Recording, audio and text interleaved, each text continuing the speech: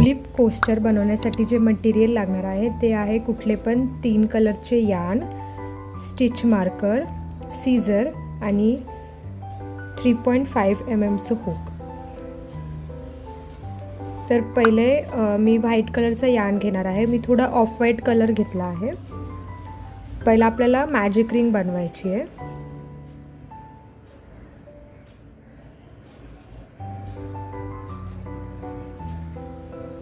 Magic ring बनवायची आणि chain 1।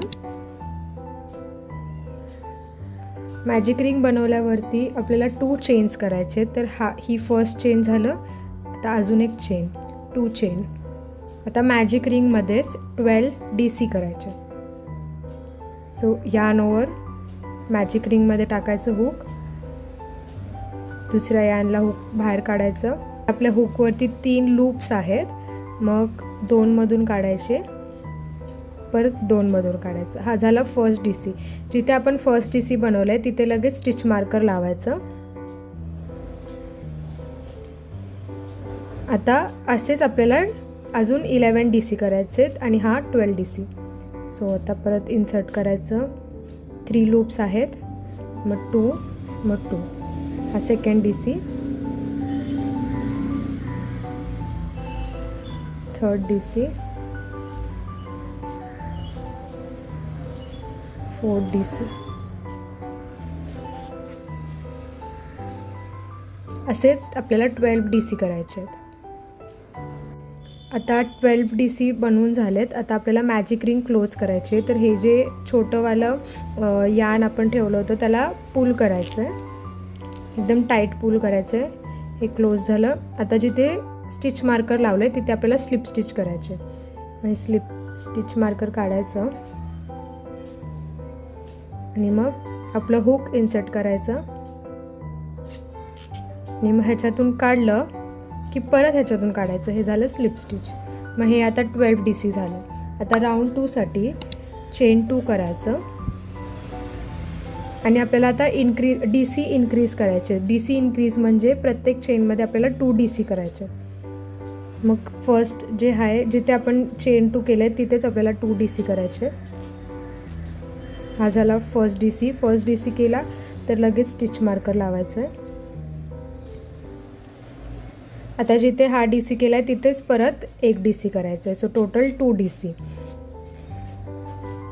आता नेक्स्ट चेनमध्ये परत 2 DC, 1 DC, 2 DC। आता असंच प्रत्येक स्टिचमध्ये आपल्याला 2 DCs करायचे।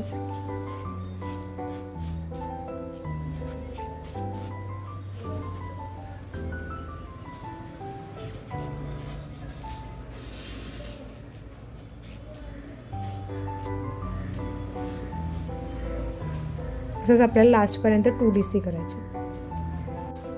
आता मी लास्टपर्यंत DC केलेत। आता हे टोटल ऑफ 24 DC झाले आहेत। तर तुम्ही काउंट करायचं 24 DC आहेत का। परत जिथे आपण स्टिच मार्कर लावलं आहे तिथेच आपल्याला स्लिप स्टिच करायचं आहे। हे झाले 12 DC, मग हे 24 DC। आता राऊंड 3 साठी परत चेन 2 करायचं आहे आणि आता आपल्याला 1 DC, मग इन्क्रीज, मग DC इन्क्रीज हे पॅटर्न यूज करायचं आहे। DC फर्स्ट स्टिचमध्ये पहिला आपल्याला DC करायचं आहे, मग सेकंडमध्ये इन्क्रीज म्हणजे एका स्टिचमध्ये 2 DC, मग हे 1 DC, same स्टिचमध्ये second DC।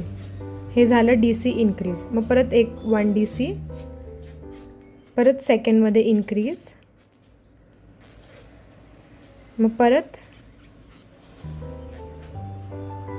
सेकंडमध्ये increase, मग परत DC करायचं आहे। तर हे इन्क्रीज, DC।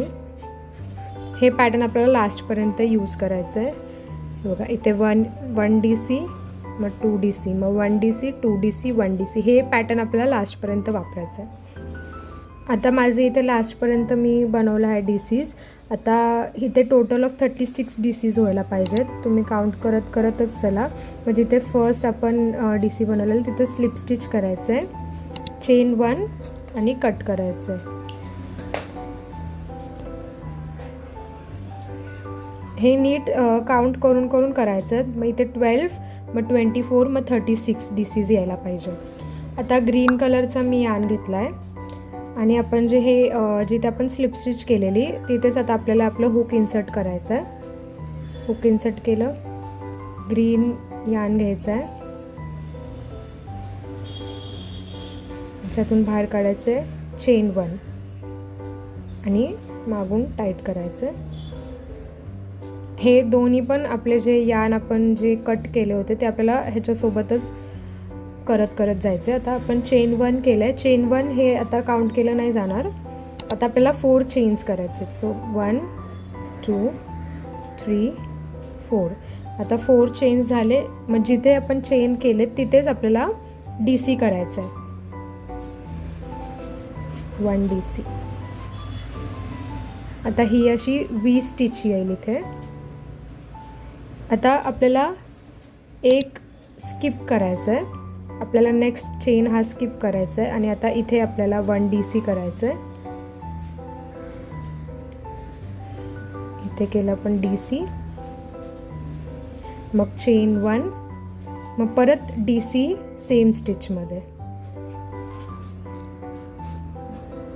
आता हे सेकंड आपलं V शेप झालं आहे. आता परत नेक्स्ट चेन स्किप करायची आहे आणि नेक्स्ट स्टिचमध्ये DC,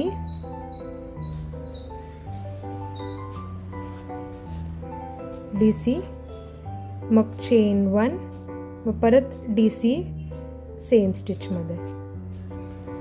हेच पॅटर्न आता आपल्याला लास्टपर्यंत यूज करायचं आहे आणि असे V शेपचा आपल्याला शेप येईल.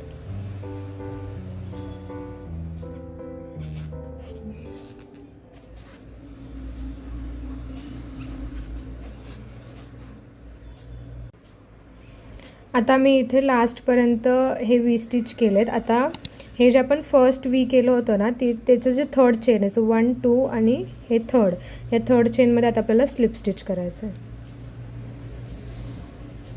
स्लिप स्टिच केलं, चेन 1 कट करायचं. तर हे असं दिसेल V स्टिच केल्यावर. आता ट्यूलिप बनवण्यासाठी मी येलो कलर घेतला आहे. तुम्हाला जो कलर पाहिजे तुम्ही तो कलर घेऊ शकता. आता आपल्याला हे जे V स्टिचची ही मधली गॅप आहे ना, ही वाली, ह्याच्यामध्ये आता आपल्याला वर्क ट्यूलिप्स बनवायचे आहे. मग आता फर्स्ट कुठल्या पण V शेपमध्ये तुम्ही जाऊ शकता.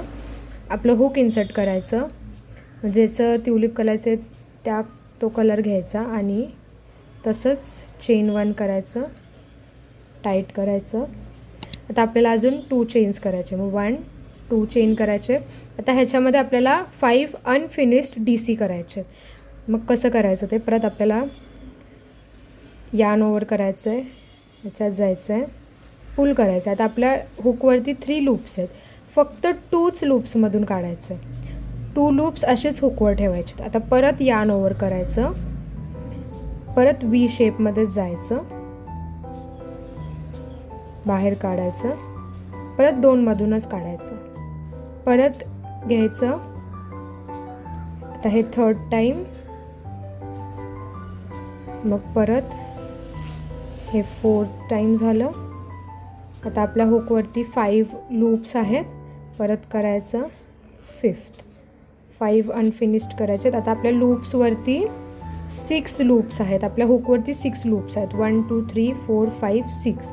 आता परत यान ओव्हर करायचे आणि हे पूर्ण 6 लूप्समधून आपल्याला बाहेर काढायचं आहे. असं काढलं, मग चेन 2 करायचं आहे आणि ज्या V स्टिचमध्ये आपण हे केलं आहे त्याच्यातच आपल्याला स्लिप स्टिच करायचं. मग इन्सर्ट करायचं Vमध्ये आणि मग स्लिप स्टिच झालं हे. मग आता हे टर्न करायचं आहे आणि मागून ह्याला असं बाहेर काढायचं आहे. हे झालं 1. आता परत दाखवते मी. आता हे स्लिप स्टिच केलं. आता नेक्स्ट स्टिचमध्ये परत स्लिप स्टिच करायचं आहे, मग परत चेन 2 आणि 5 अनफिनिश्ड. मग हे 1 2 3 4 आणि 5 वेळा इन्सर्ट केलं. आता 6 लूप्स आहेत आपल्या हुकवर, तर परत यार्न ओव्हर आणि पूर्ण 6 लूप्समधून बाहेर काढायचं. त्याच्यानंतर चेन 2 आणि जिथे आपण हे केलं होतं त्या सेम V स्टिचमध्ये आपल्याला स्लिप स्टिच करायची. स्लिप स्टिच केलं, मग मागून पुल करायचं.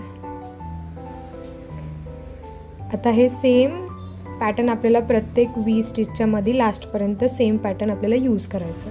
आपलं ट्युलिप कोस्टर रेडी आहे. तुम्हाला जर पॅटर्न आवडला असेल तर do like, share and subscribe आणि कमेंट करून मला नक्की सांगा जर तुम्ही रिक्रिएट केलं तर.